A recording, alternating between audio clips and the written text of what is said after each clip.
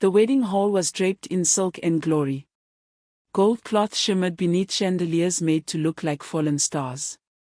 The bride's family spared no expense.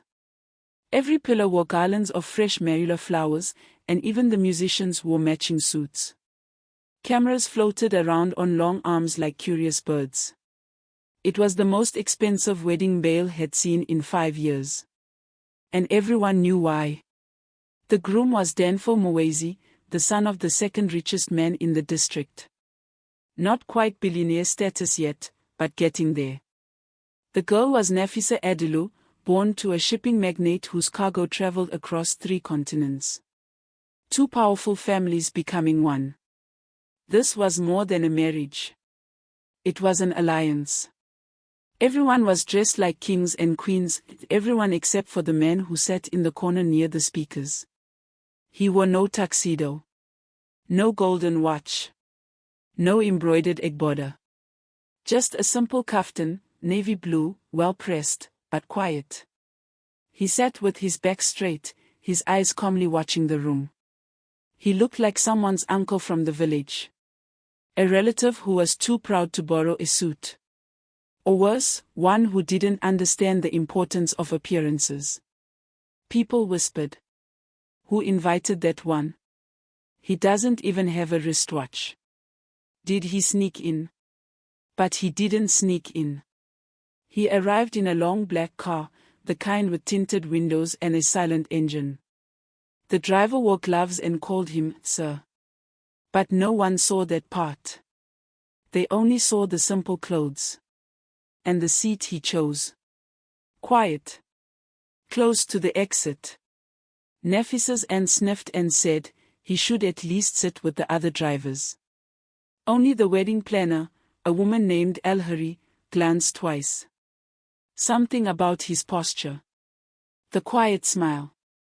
The way he said thank you to the usher, and gave a tip larger than the man's monthly salary, folded quietly into a handshake. But Elhari had a wedding to run. She didn't have time to chase mysteries. Danfo arrived 30 minutes later. Tall, chocolate-skinned, and dazzling in his silver attire. Cameras snapped like popcorn. People clapped. Nafisa's grandmother waved her handkerchief like she was fanning God himself. When Nafisa entered, the hall fell into silence. Her dress was made of imported lace and diamonds. It shimmered with every step.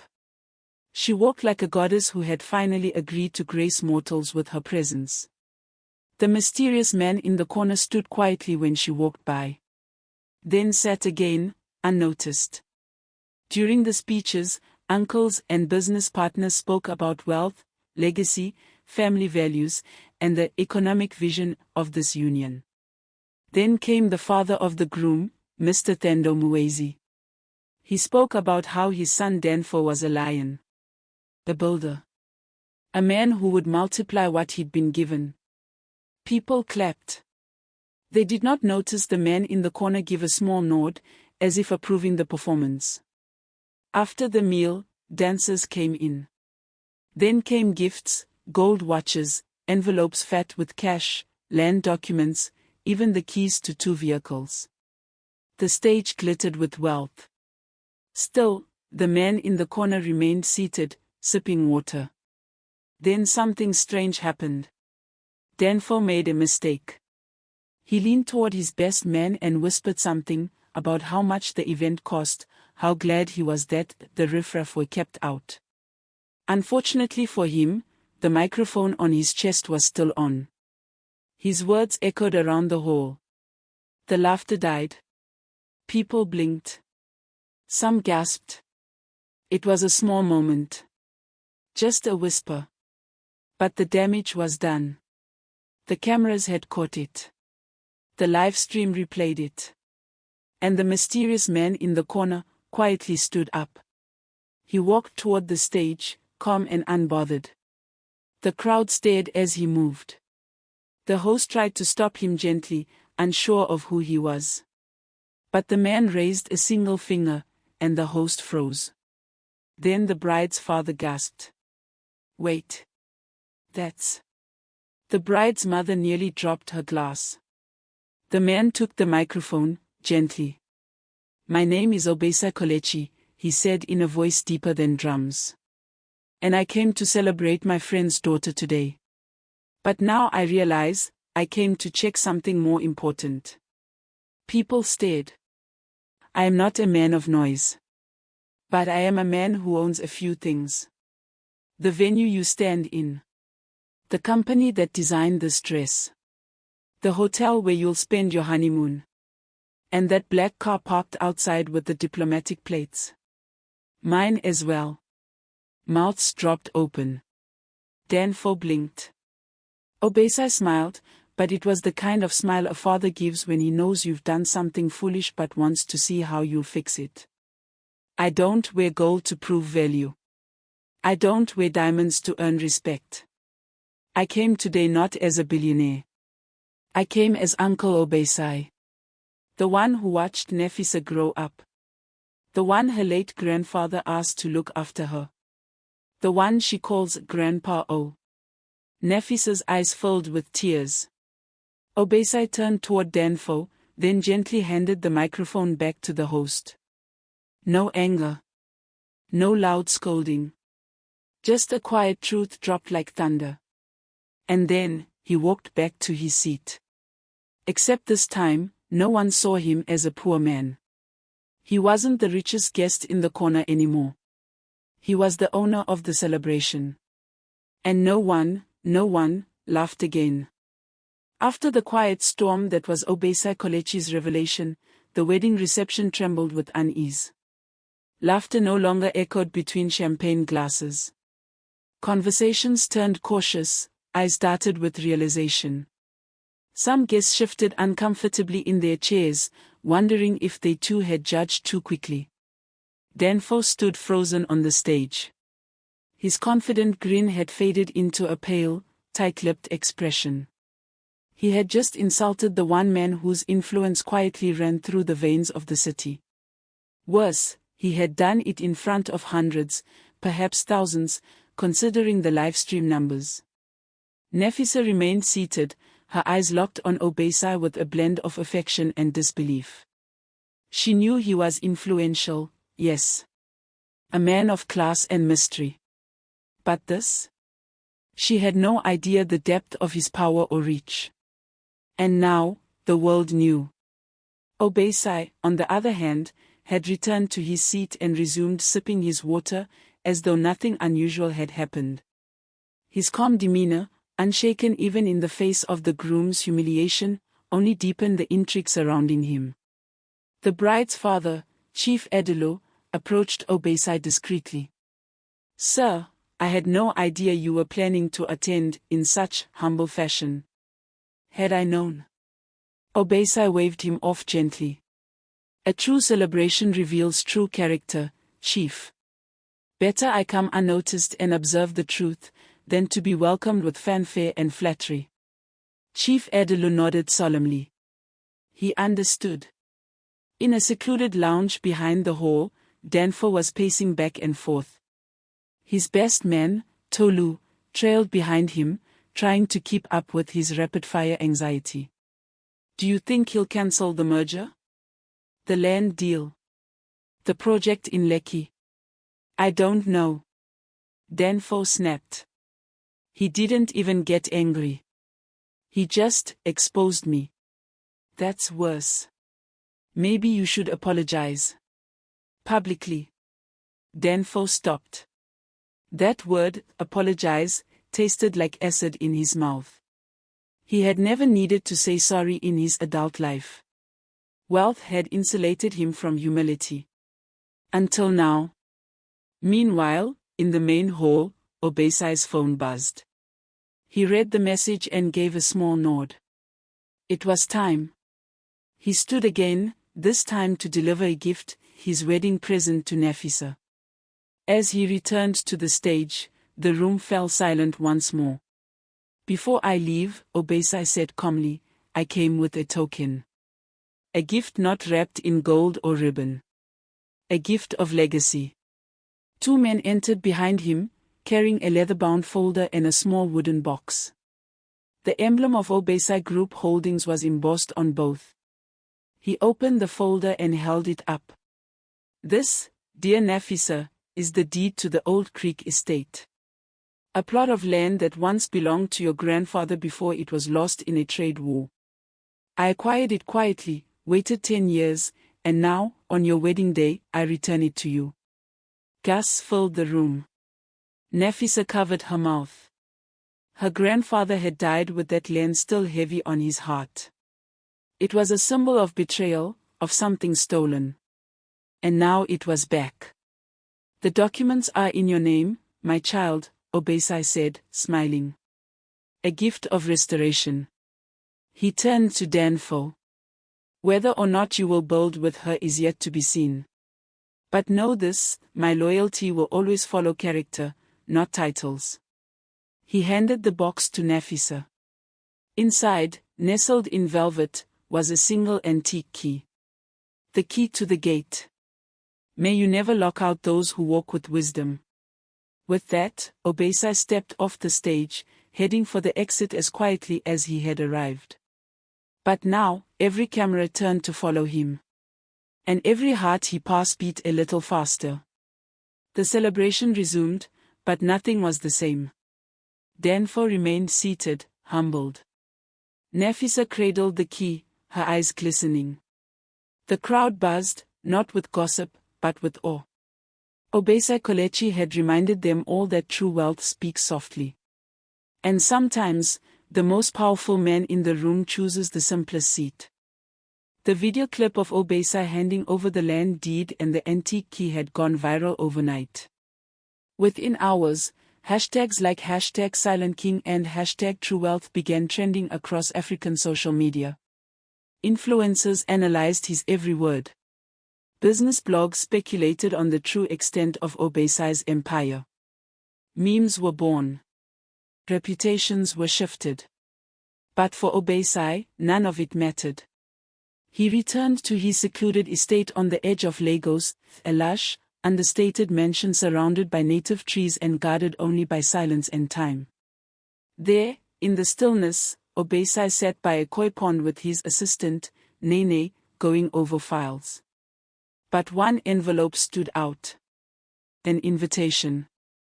It was from Nafisa. She had called off the honeymoon. She wanted to meet him. Obesai nodded slowly. She's ready. When Nafisa arrived at Obesai's estate, she was no longer the bride in shock. She walked tall, wearing a tailored ochre suit, hair tied in a regal updo. She carried no makeup but wore clarity like armor. They sat beneath the garden pergola, surrounded by hanging lanterns and soft flute music. Why me? She asked finally. Why give me something so precious? Obesai looked into her eyes. Because your heart stayed steady when others swayed. You greeted me with kindness before knowing my worth. That's rare. She exhaled slowly. And Danfo? Obesai folded his hands. Character is tested when power is not watching. Now the world is watching him. Meanwhile, Danfo had become a public spectacle. Paparazzi chased him. Clients withdrew. He held emergency PR meetings to repair his image. His arrogance was now his prison. Desperate, he arranged a private visit to Obesai. Obesai accepted, but on one condition: they would meet at a local school Obesai sponsored. Danfo arrived in a designer suit, confused and annoyed. The school was modest. Children were laughing in dusty courtyards. A teacher smiled and handed him chalk. They're expecting you. What? Your guest teaching today? Danfo stared. Was this a joke? Obesai stepped out from a nearby room. Let's see if you can teach something that money never taught you. And so, for the first time, Danfo faced children with nothing to offer him, and everything to teach. Danfo's encounter with the children had left him shaken. The classroom was simple, no fancy desks or high-tech gadgets. Just blackboards, chalk, and eager faces that looked up to him without expectations. It was a world entirely different from the one he had known. He had entered the room expecting admiration, but all he received were questions that made him think harder than he had ever thought before. As he stood in front of the chalkboard, attempting to teach basic math to children who came from humble homes, his words felt hollow. He found himself questioning the very system that had taught him to value wealth over wisdom. Obesai watched from the back of the room, his arms crossed. He had been the one to arrange this test, but he didn't interfere. He wanted to see how far Danfo would go when stripped of his usual arrogance. When the bell rang, signaling the end of the class, Danfo felt something he hadn't felt in years: humility. He left the classroom in silence, but the lesson had already begun to change him. Nafisa, back at Obesai's estate, stared at the key in her hand, reflecting on everything that had happened.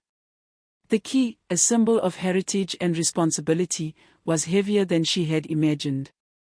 It was not just the key to a gate, it was the key to understanding the true value of loyalty, respect, and legacy. She had not expected her wedding to take this turn. But as the world watched her every move now, she knew that her own path had to align with something greater than herself. Obesai's influence stretched beyond the material; his was a legacy built on deep-rooted values. Nafisa understood now that his generosity wasn't just about the land or the key. It was a challenge. A challenge to be better. To be the kind of leader that uplifted others, not just in wealth but in character. Danfo, on the other hand, was faced with a new reality. His once invincible empire was beginning to crumble. The clients who had once worshipped his every word now ignored his calls. The business deals he had relied on had dried up. And the public's opinion of him had shifted, thanks to the viral moment with Obesai. He stood in front of his own mirror, no longer seeing the man he once was. He had always assumed that his money and power were enough, but now he realized that it was respect that built true influence. A few days later, Obesai and Nafisa met again, this time in the calm of Obesai's study. "Thank you for the gift," Nafisa said softly, her voice steady. "But I don't think it was just a gift. You've given me a responsibility." Obesai nodded. "It's not about the land or the key. It's about what you choose to do with it." He paused, and then added, "This is your kingdom, Nafisa. But remember, it is not built on land alone. It is built on respect, humility, and wisdom. The world is watching." Nafisa nodded in understanding. She wasn't just married to Danfo anymore, she was a leader in her own right, chosen by fate, and by Obesai's quiet influence. As Obesai left the room, Nafisa stood in front of the window, looking out at the distant horizon. She understood now what Obesai meant. True power came not from owning land or wealth, but from the strength to lead with integrity. Weeks passed, and the once grand wedding celebration had become a distant memory. The social media frenzy surrounding Obesai's quiet influence and his gift to Nafisa was still the talk of the town, but now the focus had shifted. People weren't just discussing Obesai anymore, they were talking about Nafisa and her response. Nafisa had taken the land that Obesai had given her and started rebuilding her grandfather's estate, the Old Creek estate. It wasn't about wealth or status for her, it was about creating something meaningful that would honor her family's legacy. Her decisions were deliberate. She hired architects and engineers, but above all, she relied on local wisdom. She sought out the opinions of her community, ensuring that the estate was not just a symbol of wealth but a place that gave back to those who had lost their homes in the past. The Old Creek estate began to transform into a center for innovation and culture, with spaces for education, art, and commerce. Meanwhile, Danfo, on the other hand, had gone into a deep self-reflection. The days of luxurious living and empty power had come to an end. He had been humbled not just by Obesai's lesson but by the kindness of strangers, the simple truth that had been hiding beneath his wealth for years. One evening, as the sun set over the city, Nafisa received a call from Danfo. It was an unexpected gesture, an apology. "I was wrong," Danfo admitted. "I judged you. I judged him. And most of all, I judged myself." Nafisa's voice was steady, but there was a hint of surprise. "I never needed an apology," she said. "I needed you to see beyond the surface. Beyond wealth." "That's what I've come to understand," Danfo replied. "It's not about what you own. It's about what you do with what you have." It was a turning point for both of them. Nafisa's transformation was well underway, and Danfo's redemption was just beginning. They each found their way, not through the external trappings of wealth but through the quiet power of personal change. Months later, Obesa watched from a distance as Nafisa's vision took shape. The old Creek estate had become more than a symbol of family, it was a beacon of hope for those who had struggled to find their footing. Nafisa's name had become synonymous with compassion and leadership, and her vision for the future was clear.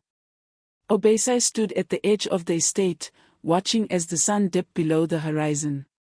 There was no grand fanfare or public announcement, but in his heart, he knew that this was true wealth, wealth that could never be measured by material possessions. As for Danfo, he had taken the first step toward rebuilding his own life. He wasn't yet the man he could be, but he had learned the hardest lesson of all, the value of humility. The world continued to turn, but for those who had learned from Obesai, Nafisa, and Danfo, nothing would ever be the same. True power wasn't about money or titles. It was about character, integrity, and the courage to change.